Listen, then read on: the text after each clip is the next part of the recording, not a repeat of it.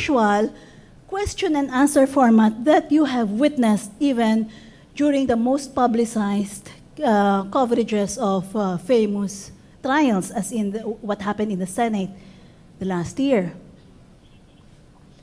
What we want to emphasize is that there is a systems problem that needs to be addressed.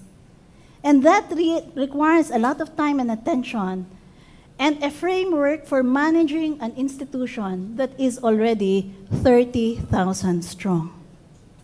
Now, the JBC, for example, is re-engineering even its processes because for the first time it is thinking seriously about going out in the field and looking for the best and the brightest to populate the judge population.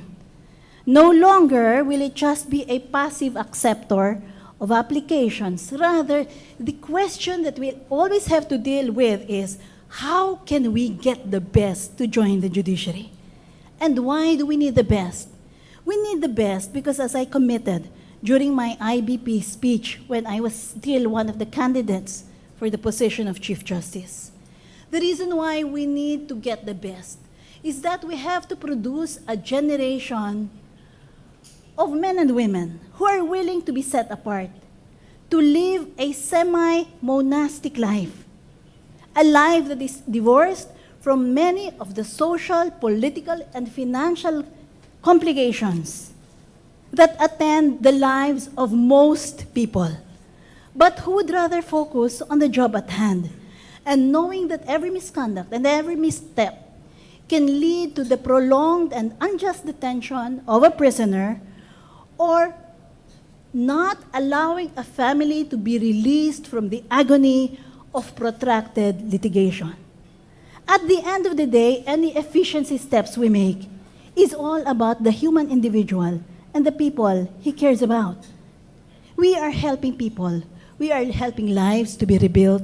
We are helping families to go on and rise from the morass of the problems that accompany any legal entanglement. This is why also I have made a call to the Integrated Bar of the Philippines and the legal academia in order for us to continually examine even the way we are getting lawyers into the system. Are we teaching our lawyers the correct values? What are we teaching particular subjects for? What are the messages that we are telling them about? What are the values that we are communicating? And I had even ventured further by asking the academe to think about the 70% to 80% every year who do not make the grade and are not able to pass the bar exams. Whether the approach is thinking about the 70% or 80% who are left out of the system. Whether it is trying to expedite the case before a judge. Ultimately, the question is, why do we serve? We serve because of our enduring respect for the value of human dignity. Ultimately, it is all about that. Being the Chief Justice is not about power. It is about rendering justice.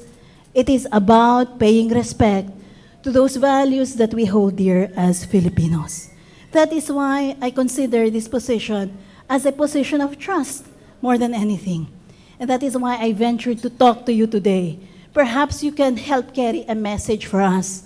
And we want to become partners with you, and we want the public to own a stake in the improvement of the judicial system. No longer should the judicial system be enshrouded in myths and speculation and intrigue. Let us look at it as a system that tries to find out what is just and fair in the arena of human conflict. If we can try to devise a process that will allow those issues to be resolved, then I think we are on the march to progress as a country. And so I'm here, and I'm ready to answer your questions. And please accept the deepest gratitude from my heart on behalf of the entire judiciary. Thank you. Thank you, Madam Chief Justice. Now we shall proceed to the questions of our panel, but before I introduce the panel. We are live on several networks. You're also on live stream by way of Rappler.com. Please join the conversation by tweeting in your questions to the SCPIO